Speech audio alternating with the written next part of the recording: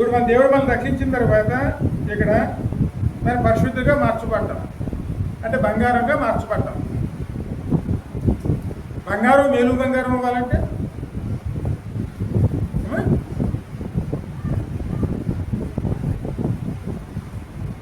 ఇంట్లో ఉన్న బంగారం మంచి బంగారం కొత్త బంగారంగా అవ్వాలంటే కాల్చాలండి. మనల్ని సువర్ణమైన బంగారంగా మార్చడం కోసమే మనల్ని దేవుడు నిర్ణయించుకున్నారు కాబట్టి తాను చేయవలసిందంతా కూడాను తాను చేస్తారు. లోబడిన వారు సువర్ణ బంగారంలో మారుతారు, లోబడని వారు కొలుములోకి రాలేని వారుగా మిగిలిపోతారు, కొలుముదిత్తులోకి రాలేని వారుగా అని మిగిలిపోతారు. ఆ మాట కూడా ఇరిమియా గ్రంథంలో ఉంటుంది. ఒకసారి చూస్తే చూడండి, 7వ అధ్యాయంలో ఉంటాము.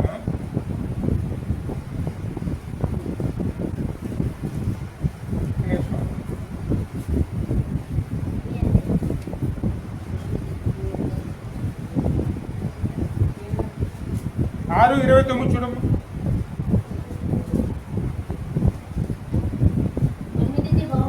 కొలిమిదెత్తి బహుగా బుసలు కొట్టుచున్నది గాని అగ్నిలోనికి శీషమే వచ్చుచున్నది, వ్యర్థము గాని స్వర్గము చేసు వచ్చెను.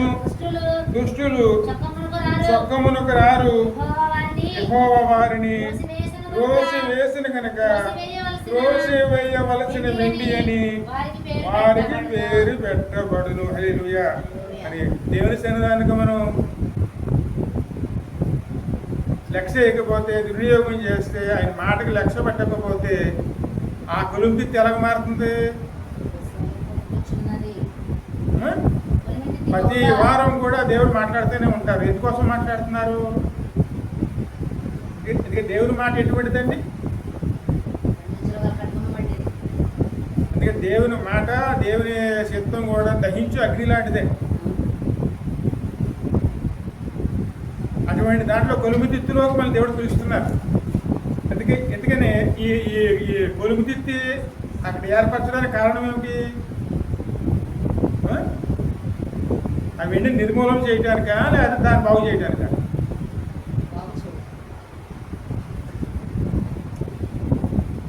ఆ వెండిలో ఉన్న మస్టుని తొలగించడానికి కొలుముతిత్తి ఏర్పాటు చేశారండి. అంతేగాని ఆ వెండిని అక్కడ నిర్మూలన చేయడానికి కాదండి. అందుకే యెహోవా చేత శిక్షించబడినవాడు ధన్యుడు. ఆ కొలుముదిత్తులో పాలుబంది తీసుకున్నవాడు, శిక్షకు లోబడిన వాడు, అందులో పరిశుద్ధపరచబడిన వాడు ఖచ్చితంగా ధన్యుడిగా మారుతారండి. ఎందుకంటే బంగారంగా ఉన్నవాడు ఇక మేలుగు బంగారం కింద మార్చబడతాడు. అలా మార్చబడాలంటే ఇక్కడ ఎవరికి లోబడాలి? మనం దేవుని వాక్యానికండి. దేవుని వాక్యం మనకు అడగాలండి. కేవలం వాక్యం అంటే ఆశీర్వాద వచనాల కోసమే ఎదురు చూస్తూ ఉంటాం. ఆశీర్వాద వచనం వల్ల కాదండి. ఎందుకంటే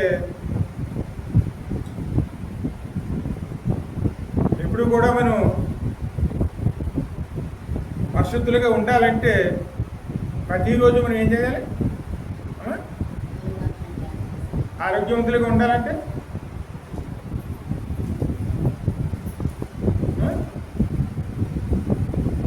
ప్రతిరోజు స్నానం చేయాలి, ప్రతిరోజు కూడా మనం శుభ్రం చేసుకోవాలి. అదే ప్రతిరోజు అంతరంగ శుద్ధి కావాలి, ప్రతిరోజు హృదయ శుద్ధి కావాలి. హృదయ శుద్ధి కావాలంటే వాక్యము చేత ప్రతిరోజు కూడా శుద్ధి చేసుకునే వారునే ఉండాలి. అలా ఉండాలంటే వాక్యం చేత ఖండించబడాలి, దండించబడాలి. అందుకే వాక్యం మనల్ని ఖండిస్తుంది, దండిస్తుంది, నడిపిస్తుంది. అందులో నిలిచి ఉన్న వారే జన్యులుగా మారుతారండి. వాక్యానికి లోబడలేదు అనుకోండి, ఇంక మనం దేని ద్వారా శుద్ధీకరించబడతాం? వాక్యానికి లోబడకపోతే, వాక్యం ద్వారా కడగకపోతే ఇంకా మనం ఎలా మారిపోతామండి? అందుకని ఫస్ట్లో ఇంత మూలవాక్యం 8వ వచనంలో ఏం కనపడుతుంది? పశుప్రాయులారా. స్పష్టంగా ఉంది కదండి. ఆ మాట ఎందుకు పలుకుతారు? ఆ మాటని పశుప్రాయులు అంటే ఏమిటి? అటువంటి మనస్తత్వం గల వారు పెద్దవారిని గౌరవించరు, పెద్దవారికి లోపడరు, ఏమాత్రం దండకి ఆ దండనికి ఎంత మాత్రం లోపడరు. వర్షత్వమే మన ఇష్ట ప్రకారం ఉంటారు. ఎవరికి కావాలంటే తిరుగుబాట్లు చేయడం కూడాను చేస్తారు. అటువంటి వారిని పశుప్రాయులారా అంటాం మనం. దేవుని చేత కడగబడకపోతే, వాక్యం చేత కడగబడకపోతే ఇక్కడ మనం ఎలా మారుతామండి? అదే విధంగా మారుతామండి. దేవుడు మనల్ని ఎప్పుడూ కూడాను శుద్ధి చేయాలండి, ఖండించాలి, దండించాలి, ఆయన మనం నడిపించాలి. అందుకే ఎప్పుడు వాక్యం దేంతో పోల్చబడింది? కొలిమి తిత్తి. కొలిమి తిత్తి అనేది బలిపేట మీద ఉంటుందండి. ఆ అగ్నిలోకి వచ్చి మనం ఎప్పుడైతే పరిశుద్ధపరచబడతామో అప్పుడే మనము మేలిమి బంగారంలాగా మనం మార్చబడటానికి కారణమవుతుంది. మరి ఈ రకంగా ఎలా వస్తాయి అనొచ్చు.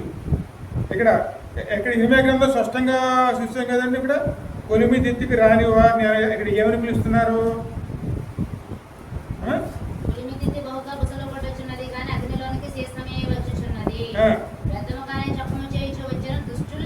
వారందరూ బహుద్రోహులు, కొండెగాండ్రులు, వారు మట్టి లోహపు వంటి వారు, వారందరూ చెరుపువారును అని వాక్యం చెప్తుందండి. అంటే దేవుని లోపడకపోతే ఆ స్థితిలో వెళ్ళిపోతూ ఉన్నాం.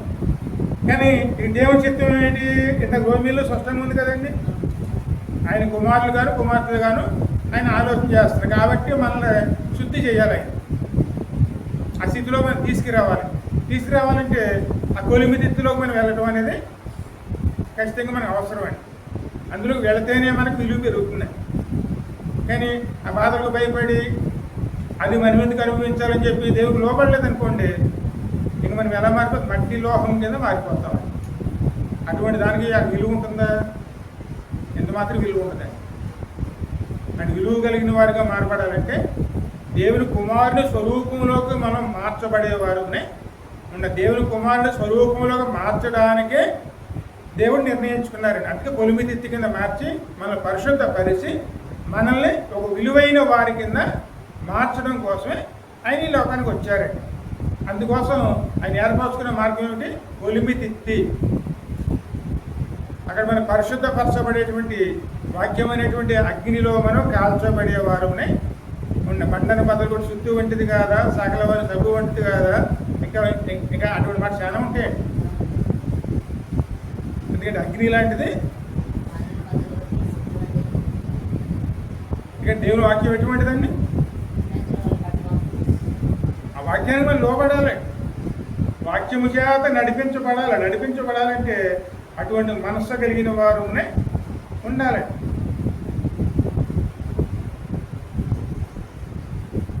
ఒకసారి ఏబు గ్రంథం 5:17 చూడము.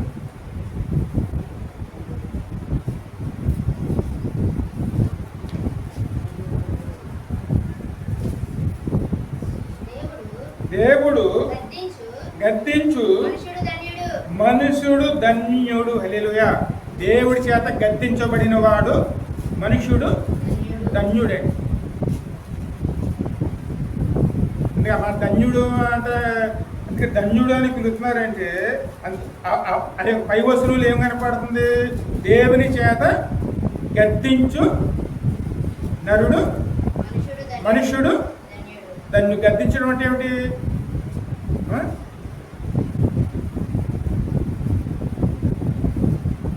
అందుకే పొరపాటుగా మనం మాట్లాడుతున్నాను, అది పొరపాటుగా మన దేవునికి విరోధంగా నడుచుకుంటున్నప్పుడు ఆ చూసిన వాళ్ళు ఎవరిని గద్దించినప్పుడు ఆ గద్దింపు మనకి ఎలా వినపడుతుంది?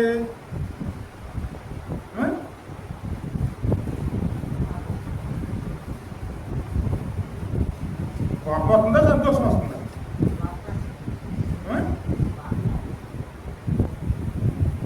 ఇప్పుడు ఇక్కడ ఉన్న చిన్నపిల్లలు ఎవరిని గద్దించి చూడండి.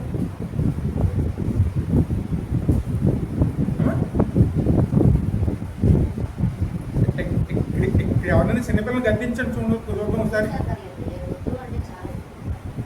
వెంటనే కోపం వచ్చేస్తుంది. ఇక్కడ వాక్యం ఏం చెప్తుంది? యెహోవా చేత గద్దించిన నరుడు ధన్యుడు. దేవుడు మనం గద్దించాలి, మన పొరపాట్లు ఎత్తు చూపించాలండి. అప్పుడు మన తప్పులు ఏమిటో మనకు తెలుస్తాయి. అప్పుడు సరైన మార్గంలో వెళ్ళగలుగుతామండి. ఎందుకంటే మనం మార్చబడి ఎవరి స్వరూపంలో మార్చబడుతున్నాం? మనం దేవుని స్వరూపం అంటే తన కుమారుని యొక్క స్వరూపంలోకి. మరి కుమారుని స్వరూపం ఎలా ఉంటుందోను మనకు తెలుస్తుందా, యెహోవాకు తెలుస్తుందా? ఆయన స్వరూపంలో మనం మారాలంటే ఇక్కడ మనకు తెలుస్తుందా లేదా ఆయనకి తెలుస్తుందా?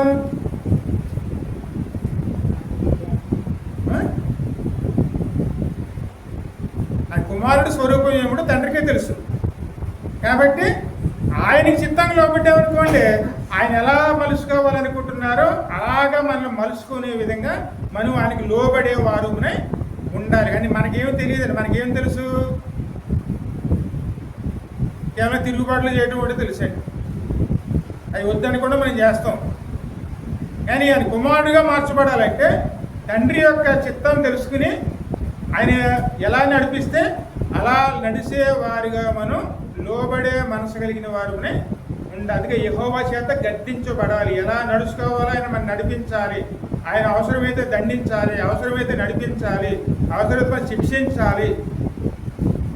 ఆ శిక్షకు లోబడి, దండనకు లోబడి, ఆ దండించే విధానం లోబడి ఆయన మనస్ఫూర్తిగా సహకరించినటువంటి నరుడే ధన్యుడిగా, ఆ విధంగా సహకరించిన వాడు ధన్యుడిగా మారుతారు. అలా ధన్యుడిగా ఎందుకు మారారు? ఆయన కుమారుని స్వరూపంలో మార్చబడ్డాడు కాబట్టి ఆయన ఎక్కడ ఉంటాడు ఇప్పుడు? ఆయన ఉన్న చోట్లోనే ఈయన ఉండగలుగుతాడండి. మరి ఆ చోటుకు మనం వెళ్ళాలంటే మరి దేవుని శిక్షకు లోబడకపోతే ఎలాగా? ఆ వాక్యానికి లోబడాలండి. వాక్యానికి లోబడితేనే ఆయన వాక్యం మనల్ని నడిపిస్తుంది. అందుకే దండనకి లోబడిన వాడే ధన్యుడుగా మారుతాడండి. మరి ఇటువంటి వారు ఎవరున్నారు? రేపు విషయంలో చూడండి.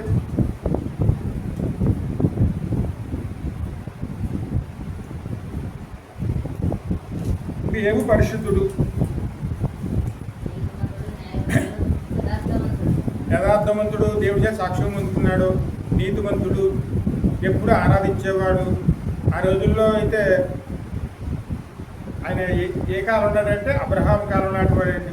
ఎందుకంటే అబ్రహాం కాలం నాటికి ఇంకా యాజకులు లేరు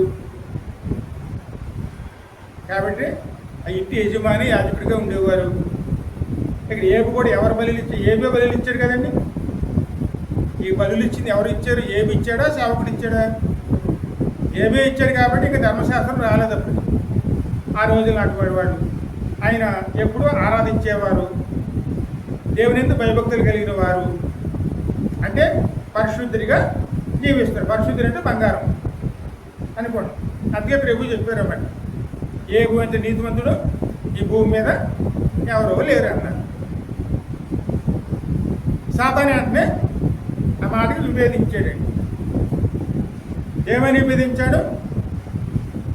ఆయన ఊరినే నేను వెంబడిస్తున్నాడు, నీతిమంతుడిగా ఉన్నాడా? నువ్వు సహాయం చేస్తున్నావు, నువ్వు ఆశీర్విస్తున్నావు కాబట్టి నీతిమంతుడిగా ఉన్నాడు.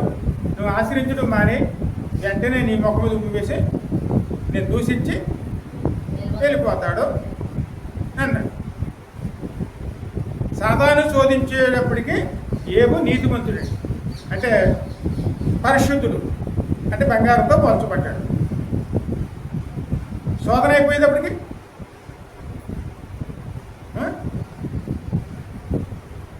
ఆ శోధన అయిపోయేటప్పటికి బంగారం మేలు బంగారం అయిందా లేదా బంగారంగానే ఉందా? సాతాను ఓడిపోవటం అంటే ఎందుకు శోధించానా అని వాడు బాధపడే విధంగానే అక్కడ ఏబు నిలబడ్డాడు. ఎందుకంటే సాతాను శోధించకపోతే ఒక బంగారంగానే ఉండేవాడు. కానీ సాతాను శోధించడం వల్ల ఇప్పుడు మేలు బంగారం కింద మార్చబడ్డాడు. అప్పుడు దేవుడు కేవలం ఒక రెట్లు అంటే అది కొద్దిగానే దీవించాడు. కానీ ఈ శోధన అయిపోయిన తర్వాత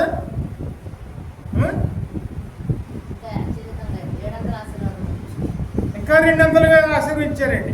కానీ మరి సాతాను శోధన ఏమి తీసుకొచ్చింది?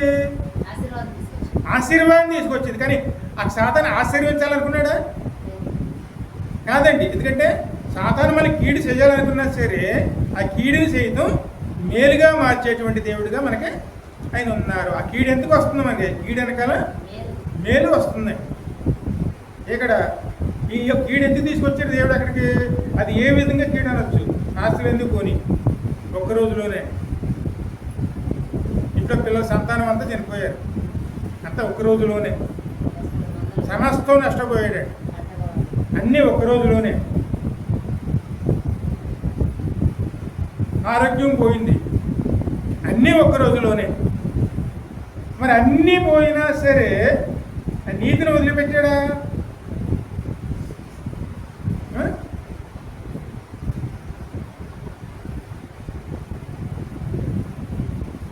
అక్కడ తాను ఏమిటో నిరూపించుకున్నాడు. ఆ మాటలో మనం చదివితేనే అక్కడ మొదటి అధ్యాయం చూడు.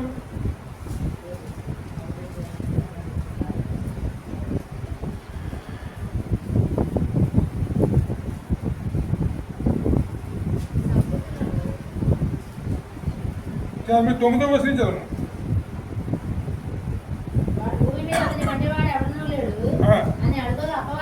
అపవాది దేవు ఊరికియే దేవుని యందు భయభక్తులు గలవాడైన నీవు అతనికి అతని ఇంటి వారికి అతని కలిగిన సమస్తములకును చుట్టూ కంచె వేసిదివి కదా. నీవు అతని చేతి పనిని దీవించుట చేత అతడు ఆస్తి దేశంలో బహుగా విస్తరించి ఉన్నది. ఎందుకంటే మనం ఆస్తిపరులుగా మారాలంటే ఇక్కడ ఎవరి ఆశీర్వాదం ఉండాలండి? దేవుని ఆశీర్వాదం ఉండాలి. మనకి క్షేమంగా ఉండాలంటే ఇక్కడ ఎవరు కంచేయాలి? మనకి దేవుడికి కంచేయవలసిందేనే. మరి ఈ రెండు దేవుడికి ఎందుకేసాడు? ఎందుకేసారంటే ఫస్ట్ నుంచి చదువుతూ మనకు అర్థమవుతుంది. పూజ దేశంలో ఏబో అని ఒక మనుషుడు ఉండెను. అతడు యథార్థవంతుడును న్యాయవంతుడినై ఉండి దేవుని యందు భయభక్తులు కలిగి చెడుతనమును విసర్జించిన వాడును. అతనికి 7 కుమార్తెలను కలిగి ఉండిరి. అతనికి 7,000 గొర్రెలను, 3,000 ఒంటెలను, 500 జతల ఎడ్లను, 500 ఆడుగాడిదలను కలిగి బహుమంది పనివారును అతనికి ఆస్తిగా ఉండెను గనుక తూర్పు దిక్కు జనులందరిలోనూ అతడే గొప్పవాడిగా ఉండెను. అతని కుమారులందరూ వంతులు చొప్పున అనుదినము ఒకరికొకరు తమ తమ ఇండ్లలో విందు చేయనకు కూడినప్పుడు తమ 3 అక్కాచెల్లెలను తమతో కలిసి అన్నపానం పుచ్చుకునవలెనని వారిని పిలుచుచూ వచ్చిరి. వారి విందు దినమునందు పూర్తిగాక ఏబు తన కుమారులు పాపము చేసి తమ హృదయంలో దేవుని దూషించితిరేమో అని వారిని పిలువనంపించి వారిని పవిత్రపరిచి అరుణోదయం లేచి వారిలో ఒక్కొక్కరి నిమిత్తమును దహన బలిని అర్పించుచు వచ్చెను. ఏబు నీత్యము అలాగూ చేసుండెను. మరి ఇక్కడ ఏబు నీతిమంతుడికి ఎలా ఉన్నాడండి? నిజంగా దేవుడు నమ్ముకున్న వాళ్ళు ధనవంతుల్లోనూ ఈ రకంగా ఉన్న వాళ్ళు ఎవరినో కనపడతారండి? అందుకే ఒకవేళ పేదవాళ్ళు ఉండొచ్చు. ఇక దేవుడిని నమ్ముకోవాలంటే కారణం ఏం కావాలండి? ఇబ్బందులు వస్తేనే, బాధలు వస్తేనే, వ్యాధులు వచ్చినా, ఇరుకులు వచ్చినా దేవుడిని ఆరాధిస్తాం. మరి ఇన్ని రకాలుగా ఆశీర్వాదాలు ఉన్నవాడు ఆరాధిస్తున్నప్పుడు ఆయన ఏ విధంగా ఆరాధిస్తున్నారు? తన పిల్లలు ఎక్కడ పాడైపోతారో అని, ఎక్కడ తెలియకుండా తప్పు చేస్తారని చెప్పి ఆ పాపములు వారి మీద ఏలుబడి చేయకుండా తండ్రి తానే అపరాధ పాప పరిహార బలి కింద ఆయనే ప్రతిరోజు అరుణోదయం లేచి వారి ఒక్కొక్కరి నిమిత్తమును బలులు ఇచ్చుకుంటూ అది నిత్యము కూడా జరిగించుతూ వచ్చిరి. ఇది నీతిమంతుడే. మరి ఇటువంటి నీతిమంతుడికి దేవుడు సహాయం రాదా? ఖచ్చితంగా సహాయం చేస్తారు. అందుకే ఆయన ఆ దేశంలోనే అత్యంత ధనవంతుడి కింద దేవుడు ఆశీర్వదించారండి. ఈ సమయంలోనే సాతాను శోధన వచ్చింది.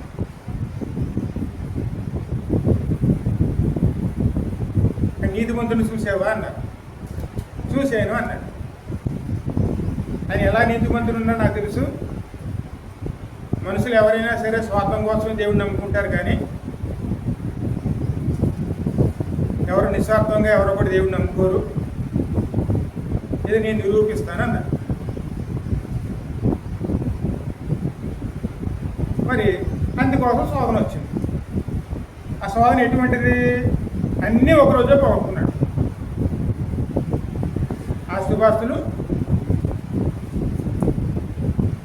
సంతానం, ఆరోగ్యం అన్నీ పోగొట్టుకున్నాడు. ఇప్పుడు ఏ ఉపపక్షం ఎవరున్నారు?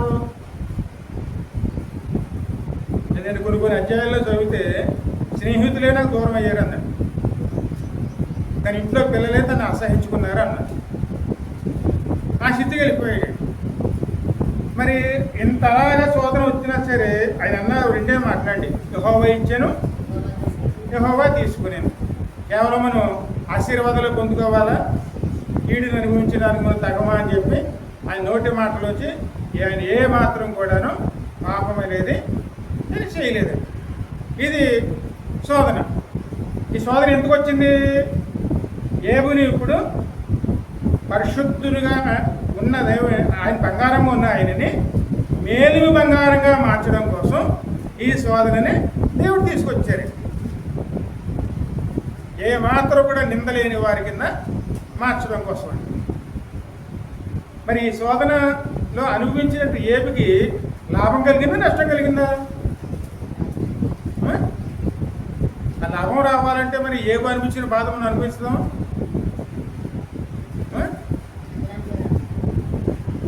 మరి ఆ బంగారం మేలు బంగారుగా మారాలంటే మరి గొలుము తిత్తులోకి వెళ్ళకపోతే ఎక్కడికి వెళ్ళాలండి? మరిది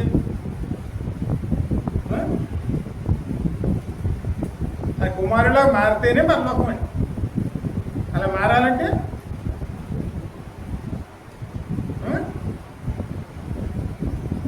ఆ రకంగా మారాలంటే ఖచ్చితంగా ఎవరి శోధనలోకి వెళ్ళాలి?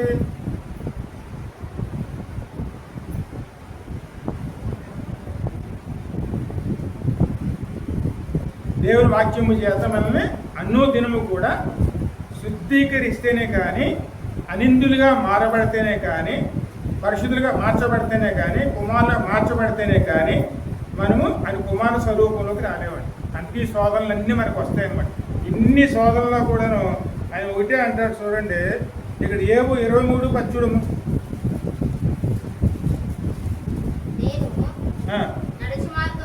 నేను నడుచు మార్గము ఆయనకు తెలియను, ఆయన నన్ను శోధించిన తర్వాత నేను సువర్ణము వలె కనబడుదును. నా పాదములు ఆయన అడుగు జాడలు విడవక నడుచుతున్నవి. నేను ఇటు అటు తొలక ఆయన మార్గమును ఆయన మార్గం అనుసరించి ఆయన పెదవుల ఆజ్ఞలను నేను విడిచి తిరగలేదు.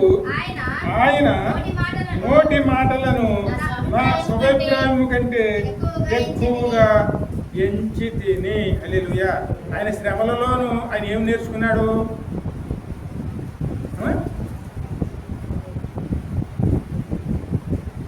ఇక్కడ ఏబు శ్రమలో ఏమి నేర్చుకున్నాడండి?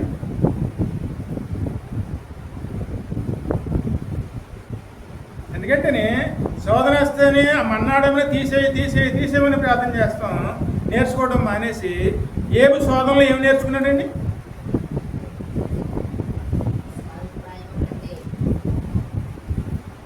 ఎందుకంటే శిక్ష అంటే అది కేవలం శిక్ష కింద చూస్తాం. శిక్ష అంటే శిక్షణ అని. ఆ రకంగా శిక్షించబడ్డామంటే అది మన శిక్షణ.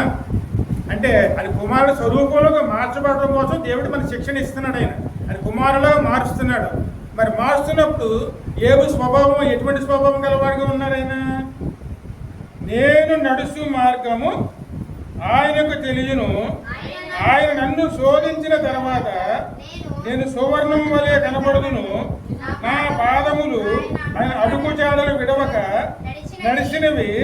నేను ఇటు అటు తొలగక ఆయన మార్గములను అనుసరించి తిని. ఆయన పెదవుల ఆజ్ఞను నేను విడిచి తిరగలేదు. ఆయన నోటి మాటలను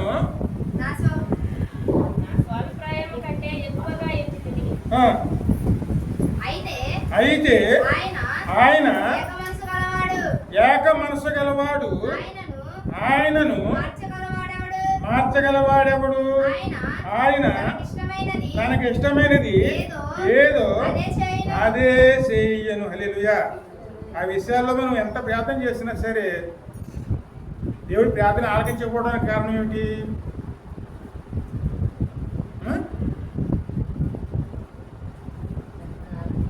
ఇంకా మీ పిల్లలు వద్దన్నారని చెప్పి మీరు అది నడిపించడం మానేస్తారా? ఇన్ని వరకు ఏం చేస్తారు? కసిగా దండించి ఏదో రకంగా వాళ్ళు నేర్పించడానికి మీరు ప్రయత్నం చేస్తారు. అందుకే స్పష్టంగా అంటున్నాడు, అయితే ఆయన ఏక మనసు గలవాడు, ఆయనను మార్చగలవారు ఎవరు? ఆయన తనకి ఇష్టమైంది ఏదో అదే చేయును, నాకు విధింపబడిన దానిని ఆయన నెరవేర్చును. ఏమికి ఏ విధించబడిందండి?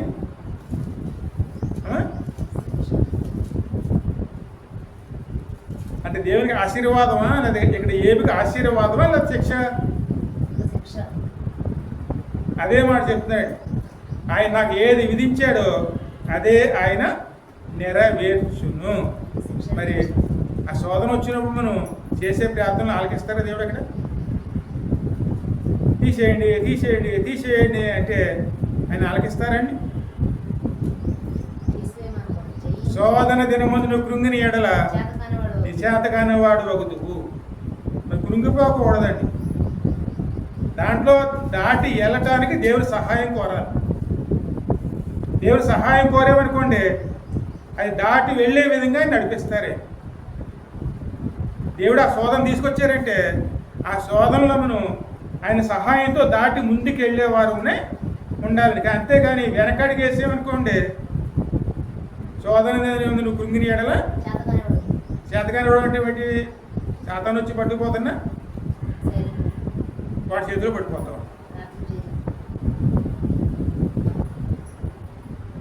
ఆఖరికి అది వెళ్ళిన చోటకి ఇక్కడ మనం వెళ్ళిపోవాలి.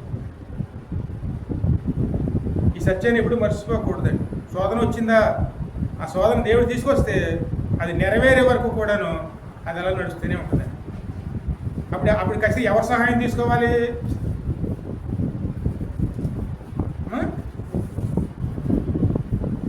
దేవుని సహాయం తీసుకుంటేనే మనం ముందుకు నడగలుగుతాం. అందుకని అన్నాం, నేను శోధించబడిన తర్వాత నేను సువర్ణం వలె మారేదను. అంటే నేను నడిచి నడతంతా కూడాను ఆయనకే తెలియను. అందుకే యెహోవా చేత శిక్షించబడిన వాడే ధన్యుడిగా మారతారు. అన్నీ పోగొట్టుకున్నాడు, కానీ ఆఖరి 42వ అధ్యాయం వచ్చేటప్పటికి ఆయన పోగొట్టుకున్న దానికి రెట్టింపుగాను దేవుడే పరలోకం దిగి వచ్చారు. అందుకని నేను సువర్ణం వల్లే మారే. సువర్ణం అంటే ఏమిటి? యేసుక్రీస్తు స్వరూపం అండి. అలా మార్చింది ఎవరు? కేవలం దేవుని వాక్యం అండి. ఇంకా మనం ముందుకు వెళ్తే చూడండి, ఇక్కడ ఏబు సంగతి మనం చూసాం. మరి ఇక్కడ నా హృదయానుసారి పిలువబడింది ఎవరిని? దావీదుని. మరి దావీదుని దేవుడు ఎన్నుకున్నాడు. మరి దావీదు నడిపించింది ఎవరు? కనీసం విద్యాబుద్ధులు నేర్పించారా తల్లిదండ్రులు?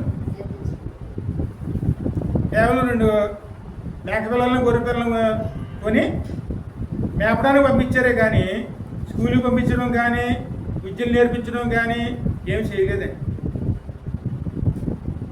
కేవలం ఒక పనికిరాని వాడి కింద ఇంట్లో చూశారు. మన స్థితిలోనే దావీదుని ఒక ఉన్నతమైన స్థాయిలో నడిపించింది ఎవరు? కేవలం దేవుడేనే. ఇక్కడ ఆయన గురించి మనం చూస్తే చూడండి, 2 నాకు సమూయేలు గ్రంథం 16వ అధ్యాయంలో 10 నుంచి 13 చూడండి. మొదటి సమూయేలు 16వ అధ్యాయం 16:10.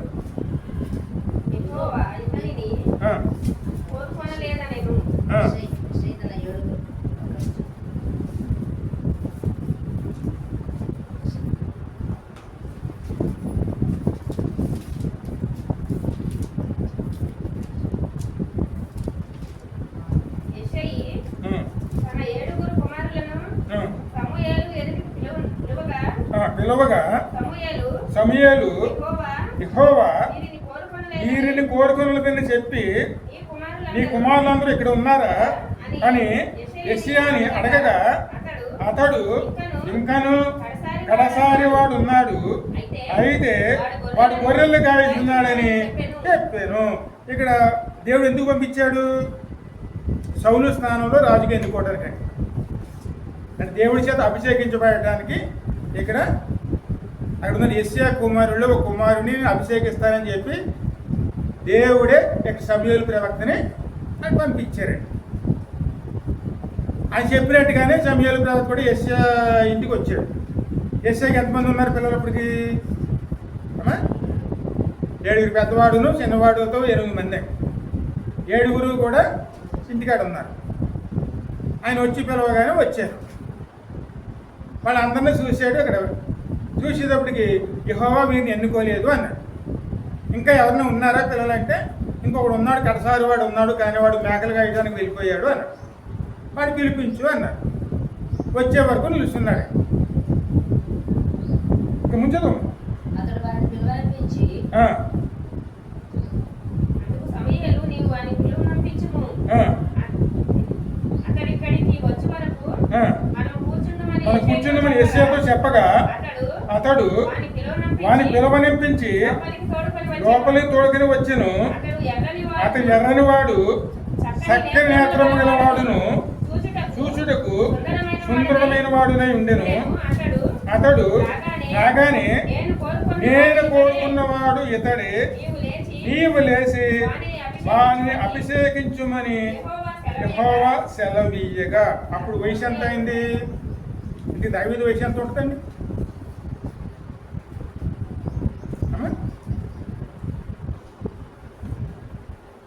దేవుడు దావీదు ఎన్నుకున్నాడు, వయసు ఎంత ఉంటుంది? 14-16 మైన ఉంటుందండి. ఆ వయసులో ఆయనకి ఏమని తెలుసు?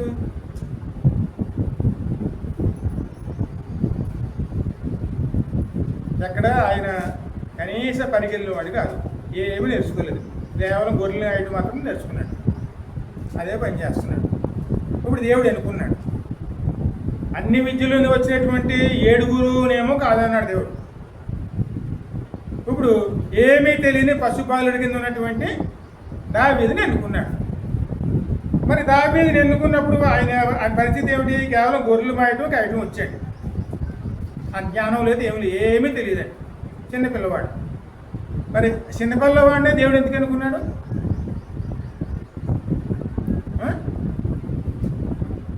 ఎందుకంటే ఆయన గొర్రెలు కాసుకుంటూ ఉండేవాడు, దేవుని ఆరాధిస్తూ ఉండేవాడు. ఎప్పుడు దేవునితోనే గడిపిపోయాడు. ఇప్పుడు తండ్రి ఆజ్ఞలు పాటించుకుంటూ గొర్రెలు మేపుకుంటూ ప్రతిరోజు కూడాను అడుగు వెళ్ళడం, గొర్రెలు కాసుకోవడం, తన పని అదే చేసుకుంటూ దేవుని ఆరాధించుకుంటూ ఉండేవాడు. అందుకే ఇక దేవునికి ఇష్టానుసారుడిగా హృదయానుసారంగా ఆయన బాల్యకాలం నుంచే ఆయన ఉన్నవాడండి. మరి దేవుడిని అభిషేకించమన్నారు. యెహోవా సెలవీగా సమూయేలు తైలపు కొమ్మును తీసి వాని సహోదరుల ఎదుట వానికి అభిషేకం చేసెను. నాటి నుండి యెహోవా ఆత్మ దావీదు మీదకు బలముగా వచ్చెను. అతడు సమూయేలును లేచి రామాకు వెళ్ళిపోయాను. మరి యెహోవా ఆత్మ ఇక్కడ దావీదు మీదకి వచ్చినప్పుడు ఇక్కడ యెహోవా ఆత్మ ఎవరిని వదిలిపెట్టి వెళ్ళిందండి? అంతవరకు రాజుకున్నటువంటి సౌలు మహారాజుని దేవుని ఆత్మ విడిచిపెట్టేసింది. దేవుని ఆత్మ స్థానంలో ఎవరు వచ్చారు అక్కడికి?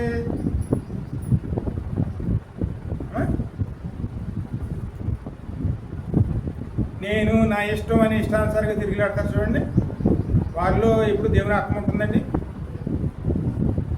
అక్కడ దేవుని ఆత్మ విడిచిపెట్టేస్తే ఆ స్థానంలో ఎవరు వస్తారు?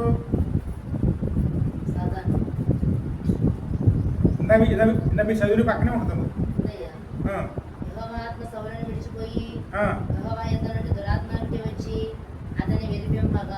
చూడండి, దేవుని ఆత్మ పోయింది, ఆ స్థానంలోకి ఏమొచ్చింది? అక్కడ దురాత్మ వస్తుంది. కానీ ఇక్కడ చూడండి, 14-16 సంవత్సరాలమైన అభిషేకించబడ్డాడు. మరి అభిషేకించబడిన తర్వాత ఆయన రాజుగా ఎప్పుడు మారాడు ఆయన?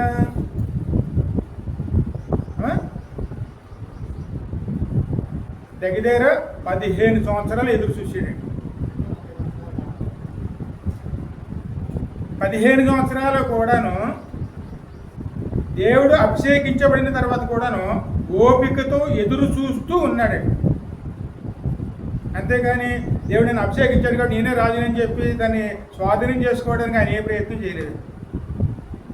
దేవుడు ఇచ్చే వరకు కూడాను ఎదురు చూస్తే ఎన్నాళ్ళు ఎదురు చూసాడండి?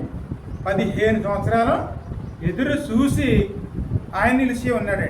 మరి ఈ 15 సంవత్సరాలు ఆయన ఏమి నేర్చుకున్నాడంటేనే అదేవిధంగా 17వ అధ్యాయంలో చూడము, 17:37 నుంచి 50 వరకు.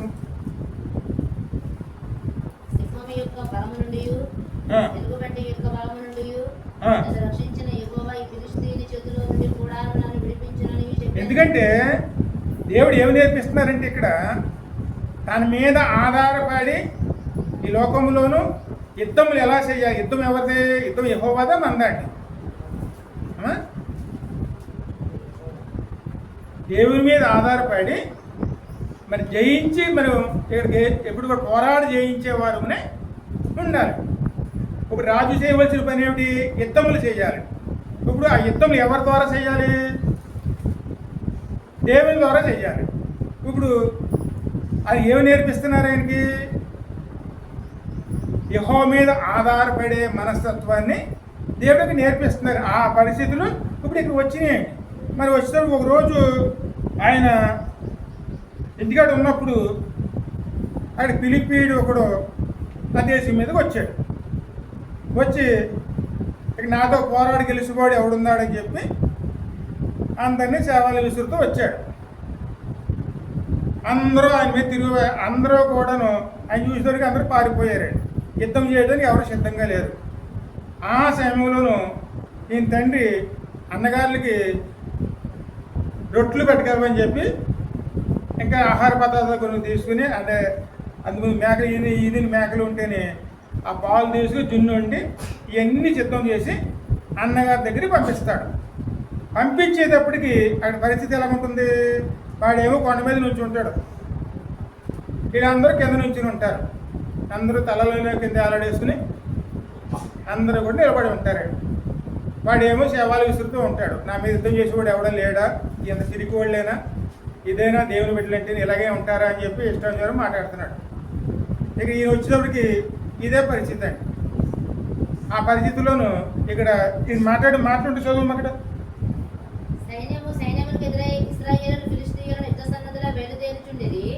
దావీదు తాను తెచ్చిన వస్తువులను సామాగ్రిని కనిపెట్టువాని వశము చేసి పరిగెత్తిపోయి సైన్యంలో చచ్చి ప్రశ్నల ప్రశ్నలు తన సహోదరుని అడిగాను. అతడు వారితో మాట్లాడుచుండగా గాతు ఫిలిష్తీయుడైన గొలియాతు అనే సూర్యుడు ఫిలిష్తీయుల సైన్యంలో నుండి వచ్చి పై చెప్పిన మాటలు చొప్పున పలుకగా దావీదు వినెను. ఇశ్రాయేలీయులందరూ ఆ మనిషిని చూచి మిక్కిలి భయపడి వాని ఎదుట నుండి పారిపోగా ఇశ్రాయేలీయులలో ఒకడు వచ్చుచున్న ఆ మనిషిని సూచితిరే తిరస్కరించుటకై వాడు బయలుదేరుచున్నాడు. వారిని చంపిన వానికి రాజు బహుగా ఐశ్వర్యము కలుగజేసి తన కుమార్తెనిచ్చి పెళ్లి చేసి వారి తండ్రి ఇంటి వారిని ఇశ్రాయేలులో స్వతంత్రులుగా చేయుననగా దావీదు జీవము గల దేవుని సైన్యములను తిరస్కరించుటకు ఈ సున్నతిలేని ఫిలిష్తీయుడు ఎంతటి వాడు? వారిని చంపి ఇశ్రాయేలుకి ఈ గొలియాతు జయించిన వాడికి ఏమి ఇస్తానంటే సౌలు బహుగా ఐశ్వర్యము, కుమార్తెని పెళ్లి చేస్తానన్నాడు. అంటే సగం రాజ్యం ఇస్తానన్నాడు. అయినా సరే ఎవరు కూడా ముందుకు వచ్చి యుద్ధం చేసేవాళ్ళు లేరండి. ఇప్పుడు అటువంటి పరిస్థితుల్లోనూ ఇక్కడికి ఎవరు సహాయం తీసుకోవాలి? అంటే మరి వీళ్ళు ఎవరైనా దేవుడు సహాయం తీసుకున్నారా? అది తీసుకోకపోవడానికి కారణం ఏమిటి?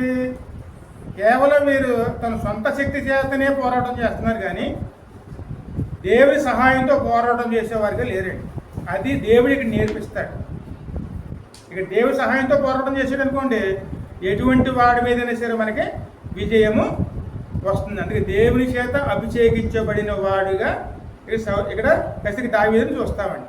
అది నేర్పించే ఆయన ఆ విధంగా నేర్పించడానికి 15 సంవత్సరాలు ఆయనకి ఈ విధంగా శిక్షణనిచ్చి అనేక విషయాల్లోనూ ఈయన శోధనలోకి నడిపించి అనేక ఇబ్బందులు చేసి కడకి ఒక గొప్ప రాజు కింద దేవుడే నిలబెట్టారండి. ఇప్పుడు ఈ యుద్ధంలోనూ ఇక్కడ విజయం ఎందుకు వచ్చింది? ఆయనలోని విశ్వాసం అండి.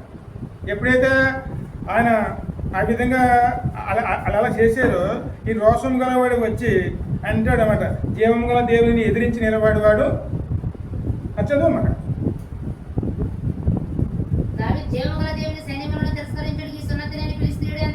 ఎంతటి వాడు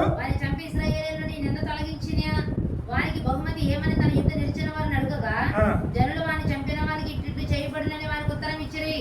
అతడు వారితో మాట్లాడున్నది అతని పెద్ద అన్నయ్యకు ఏలియాబునకు వినపడగా ఏలియాబునకు దావీదు మీద కోపం వచ్చి అతనితో నీవు ఇక్కడికి ఎందుకు వచ్చితివి?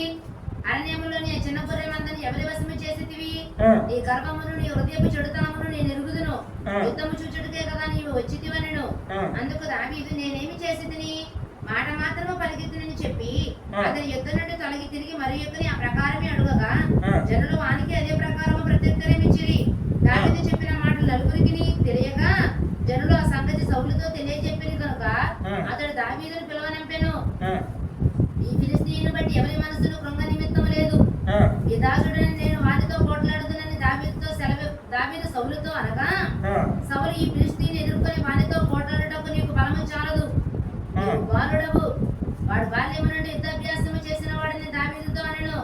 అందుకు దావీదు సౌలుతో ఇట్లనెను, ఈ దాసుడునైన నేను నా తండ్రి యొక్క గొర్రెలను కాయిచుండా సింహమును ఎలుగుబంటియును వచ్చి మందలో నుండి గొర్రె పిల్లను ఎత్తుకొని పోవుచుండగా నేను దానిని తరిమి చంపి దాని నోట నుండి ఆ గొర్రె విడిపించి తిని అది నా మీదకి రాగా కొట్టి చంపి తిని నేను ఆ సింహముని ఎలుగుబంటిని చంపి తిని జీవము గల దేవుని ఈ సున్నతిన ఫిలిష్తీయుడు వాటిలో ఒక్క దాని వలె అగునని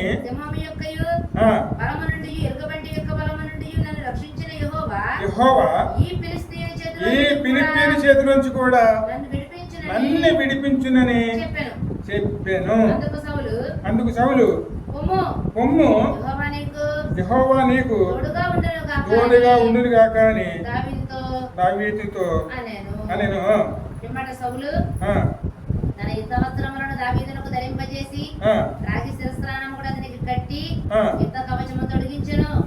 ఈ సామాగ్రి దావీదునకు వాడుకలేదు కనుక తాను తొడిగిన వాటిని కత్తి పట్టుకుని వెళ్ళగలిగినది లేనిది చూచుకున్న తరువాత దావీదు ఇవి నాకు వాడుకలేదు, వీడితో నేను వెళ్ళలేనని సౌలుతో చెప్పి వాటిని తీసివేసి తన కర్ర చేత పట్టుకుని ఏటి లోయలో నుండి 5 నొన్నని రాళ్లను ఏరుకుని తన యుద్ధనున్న చిక్కములో ఉంచుకుని వడిసేల చేత పట్టుకుని ఆ ఫిలిష్తీయుని చేరువకు పోయెను. దారుమోయేవాడు తనకు ముందు నడువగా ఆ ఫిలిష్తీయుడు బయలుదేరి దావీదు దగ్గరకు వచ్చి చుట్టూ పారచూచి దావీదును కనుగొని అతడు బాలుడై ఎర్రటి వాడును రూపశీలై ఉండట చూచి అతని తృణీకరించును. ఫిలిష్తీయుడు కర్ర తీసుకుని నీవు నా మీదికి వచ్చుచున్నావే, నేను కుక్కనా అని దావీదుతో చెప్పి తన దేవతల పేరట దావీదును శపించెను. నా దగ్గరకు రమ్ము, నీ మాంసమును ఆకాశ పక్షులకును మృగములకును ఇచ్చివేతును నా ఫిలిష్తీయుడు దావీదుతో అనగా దావీదు నీవు కత్తియు ఈటియు బల్లెమును ధరించుకుని నా మీదికి వచ్చున్నావు. అయితే నీవు తిరస్కరించిన ఇశ్రాయేలీయుల సైన్యములకు అధిపతియగు యెహోవా పేరట నేను నీ మీదికి వచ్చుచున్నాను. ఈ దినమున యెహోవా నిన్ను నా చేతికి అప్పగించును. నేను నిన్ను చంపి నీ తల తెగవేతును. ఇశ్రాయేలీయుల్లో దేవుడు ఉన్నాడని లోక నివాసులందరూ తెలుసుకునే విధంగా నేను ఈ దినమునందే ఫిలిష్తీయుల ఎదుట ఆకాశ పక్షులకును భూమృగములకును ఇత్తును. అప్పుడు యెహోవా కత్తి చేతను ఈటి చేతను రక్షించువాడు కాదని ఈ దండు వారందరూ తెలుసుకుందరు. యుద్ధము యెహోవాదే. హల్లెలూయా. ఇది మనం నేర్చుకోవాలి. దేవుడిగా దేవుడు నేర్చుకోవాలి మనం. ఇటువంటి సమస్యలు వస్తాయండి. వచ్చాడు పోరాడేది ఎవరు? దేవుడే. దేవుడిని చూడాలా లేకపోతే మనమే పోరాడే వారికి ముందుకెళ్ళాలా? దేవుడు శక్తి ఇవ్వాలి. ఎన్ని నేర్పించేది ఎవరు?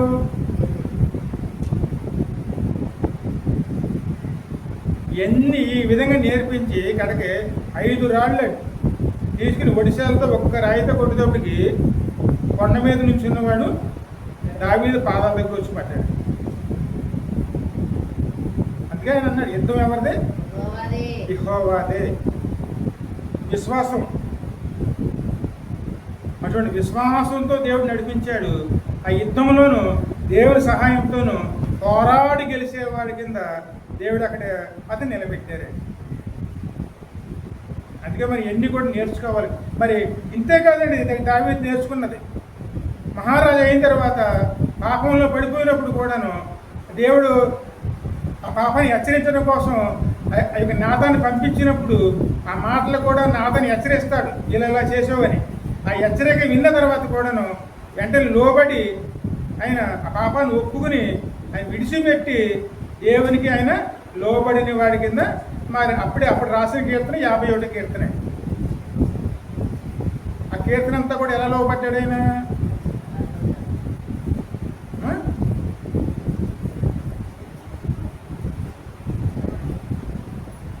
సరే, 2 సమూయేలు గాను 12:7 చూడము. నాతాను దావీదును చూచి, ఆ మనుషుడకు నీవే, ఇశ్రాయేలు దేవుడైన యెహోవా సెలవిచ్చినదేమనగా, ఇశ్రాయేలీయుల మీద నేను నిన్ను రాజుగా పట్టాభిషేకం చేసి సౌలు చేతిలో నిన్ను విడిపించి నీ యజమానుని నగరు నీకు అనుగ్రహించి నీ యజమానుని స్త్రీలను నీ పౌగుడం చేర్చి ఇశ్రాయేలు వారిని యూదా వారిని అప్పగించితిని. ఇది చాలదని నీవు అనుకున్నట్లా నేను మరీ ఎక్కువగా నీకు ఇచ్చియుందును. నీవు యెహోవా మాటను తృణీకరించి ఆయన దృష్టికి చెడుతనము చేసితివేమి? హిత్తీయుడకు ఉరియాను కత్తి చేత చంపించి అతని భార్యను నీకు భార్య అగునట్లుగా నీవు పట్టుకొని ఉన్నావు. అమోరీయుల చేత నీవు అతన్ని చంపించితివి కదా. నీవు నన్ను లక్ష్యము చేయక హిత్తీయుడకు ఉరియా భార్య నీకు భార్య అగునట్లు తీసుకున్నందున సేవకుడు వచ్చి రాజు దగ్గరికి వచ్చి ఇలా తన పాపాన్ని ఎత్తి చూపిస్తే రాజు లోబడతాడా లేదా కోపించుకుంటాడా?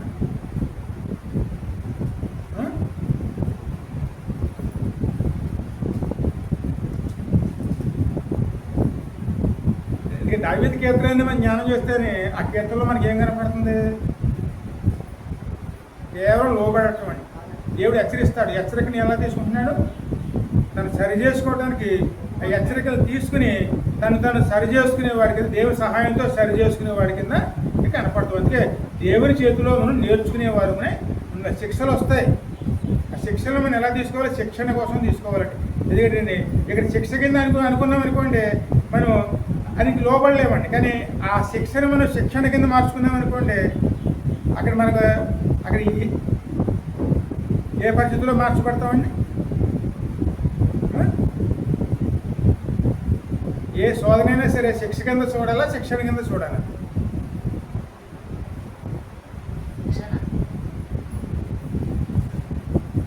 ఆ మనసు చూసామనుకోండి, ఆ బాధలు అనేది మనకి ఎలా కనపడతాయి? శోధన మనం ఉపయోగించుకోవాలండి. మన దేవుడు శోధించాడు, ఆ శోధన మనం ఉపయోగించుకున్నాం అనుకోండి, ఆ తర్వాత మనం సువర్ణ వల్లే మారుతామండి. ఆ శోధనలో మనం కృంగిపోయామనుకోండి, చేతగాని వాళ్ళ కింద మిగిలిపోతాం. శోధనలు వస్తాయి, వ్యాధులు వస్తాయి, బాధలు వస్తాయి, ఇరుకులు వస్తాయి, సమస్యలు వస్తాయి. కానీ ఆ సమస్యలు ఎందుకోసం వస్తున్నాయి? మనల్ని ఆయన ఉన్నతమైన స్థానంలో తీసుకువెళ్ళడానికి ఎన్నో వస్తాయి. కానీ వచ్చినప్పుడు మనం లోబడే వారునే ఉండే ఎన్నో సమస్యలు ఎదుర్కొన్నాడు. ఆయన పారిపోయాడు. అందుకే నేను కొన్ని సంవత్సరాలు అరణ్యంలో ఉన్నాడు. ఆయన ఇల్లు వదిలిపెట్టేశాడు, బంధువులు వదిలిపెట్టేశాడు, కుటుంబాన్ని వదిలిపెట్టేశాడు. అక్కడ రాజ శత్రువు కింద మారి ఆయన తరిమి చంపడానికి చూస్తాడు. అయినా సరే ఆయన తిరుగుబాటు చేయకుండాను ఆయన దేవునికి లోబడి అన్నింటిలో దేవుని సహాయంతో తప్పించుకుంటూ కడికే ఆయనే రాజు కింద దేవుని చేత ఎన్నుకోబడ్డాడు. మరి ఎన్ని కూడా దేనికోసం? కేవలం దేవునికి లోబడ్డాడు. కానీ తన సొంత నిర్ణయాలకి ఆయన ప్రాముఖ్యత ఇచ్చిన వాడు మాత్రం ఎంత మాత్రం కాదండి. అన్నీ కూడా ఎవరిలో నేర్చుకున్నాడు ఆయన? పరిపూర్ణ దేవుడు నేర్చుకున్నాడు కాబట్టి ఇక్కడ 51వ కీర్తనలో కనపడుతుంది ఆయన మనస్తత్వం. ఇక్కడ 4వ వచనం వరకు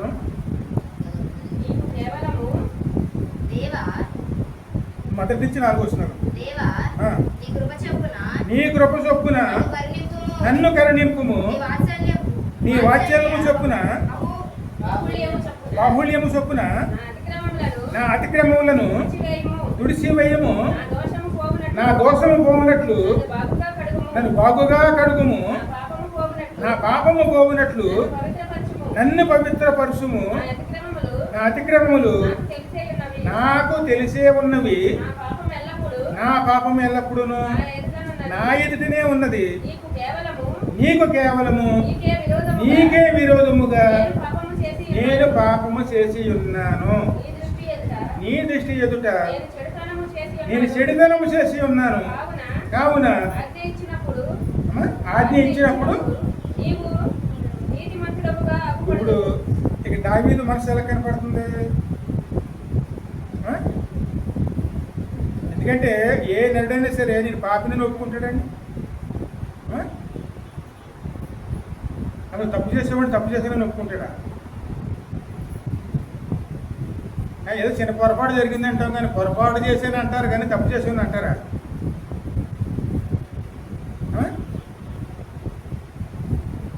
లోబడే మనసు అండి.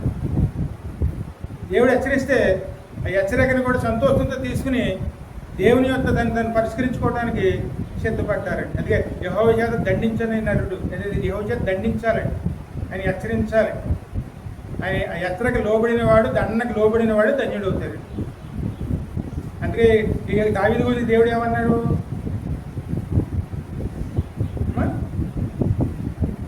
దావీదు నా హృదయానుసారుడు అంటే దేవుడి చేత సాక్ష్యం ముందుకున్నారు ఎవరండి? అక్కడేమో ఏవేమో నీతిమంతుడు అని దేవుడి చేత సాక్ష్యం ముందుకున్నాడు. ఇక్కడేమో ఇక్కడ ఈయన ఏ రకంగా తీసుకుని ఈయన ఏ రకంగా సాక్ష్యం ముందుకున్నాడు?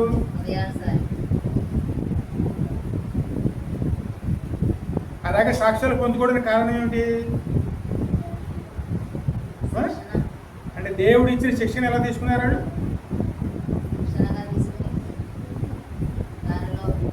1 సంవత్సరం 2 సంవత్సరాలు కాదు, కొన్ని సంవత్సరాలు అడవిలో గడిపాడు దావీదు. వీటి చేత ఇసరబడి అలా అది చంపించాలని ఎన్నో ప్రయత్నాలు చేశాడు రాజు. అన్ని ప్రయత్నాల్లో కూడాను ఆయన తిరుగుబాటు చేయలేదండి. వాడు తప్పించుకున్నాడు కానీ అక్కడ సౌలుని ఎంతమాత్రం ద్వేషించలేదండి. కేవలం దేవునికి అప్పచెప్పుకున్నాడు. దేవుని ఎలా నడిపిస్తే అలా నడుచుకున్నాడు. దేవుని చేత నేర్చుకున్నాడు. అన్నీ నేర్చుకుని కడకే ఆ దేవుని చేత ఏమేమి పిలువబడ్డాడండి? నా హృదయానుసారుడు. అందుకే దావీదు రాజ్యం ఎప్పుడు నిత్యం ఉంటుందండి.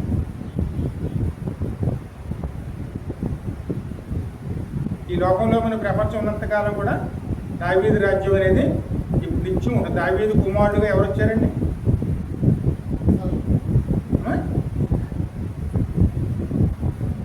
దావీదు కుమారుడుగా యేసయ్య.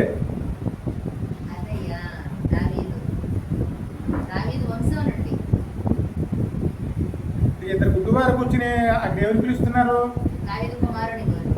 దావీదు కుమారుడా దాటిపోకము, మమ్మల్ని దాటిపోకము. దావీదు కుమారుడు అని ఎందుకు పిలువబడ్డాడు ఆయన? అనేక సహోదరుల్లో జ్యేష్ఠులు అగున్నట్లు అనే వాక్యం ఇక్కడ దావీదులో నెరవేరుతుంది. అంటే యేసుక్రీస్తు స్వరూపాన్ని ఇక్కడ దావీదులో చూపిస్తున్నాడు. ఇప్పుడు ఇక దావీదు కుమారుడుగా యేసయ్య వచ్చాడు కదండి, మరి ఆయన స్వరూపంలో ఉన్నవాడే కదండి. ఆ స్వరూపంలోకి ఎవరు నడిపించారు? మనకు ఆ స్థానం ద్వారా అక్కడ దొరకాలంటే దేవుడు మన మీద తీసుకొచ్చి ఏ శిక్ష అయినా సరే, ఏదైనా సరే, ఇబ్బంది సమస్య అయినా సరే, ఆశీర్వాదం అయినా సరే, అది దేవుని దగ్గర మనం సంతోషంగా అనుభవించేవారునే ఉండాలి. బాధ వచ్చింది కానీ చెప్పి మన దేవుని విరోధంగా తీసివేయని కూర్చున్నాం అనుకోండి, మనం ఏనాడు కూడా మనం ఆ కుమారుని స్వరూపంలో మారలేము. అలా మారాలంటే దేవుడు ఏం తీసుకొచ్చినా సరే సంతోషంతో దాన్ని పొందుకునేవారునే ఉండాలి. లోబడే మనసు అండి. అని గణపరుచుకునే మనసు మనకు ఉండే విధంగా ఆయన ఆశ్రయాన్ని పొందుకునే వారునే ఉండాలి. శిక్ష అంటే కేవలం శిక్షణ కింద తీసుకోవాలండి. అలా తీసుకునేవాడే ధన్యుడే.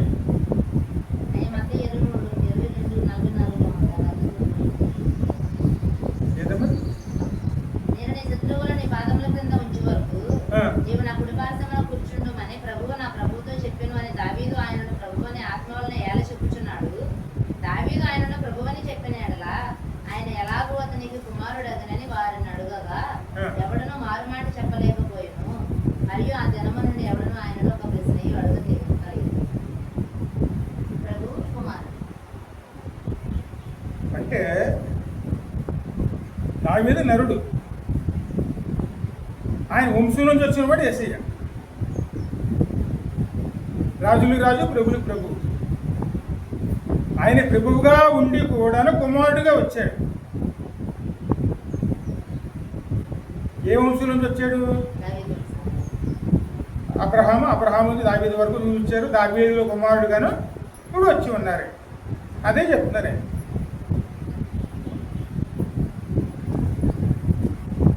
అదే దావీదు యేసయ్య గురించి ఏం మాట్లాడతారు? ఆయన నా ప్రభువు అంటారు. ఆయన ప్రభువుగా ఉండి కూడాను కుమారుడిగా వచ్చారు.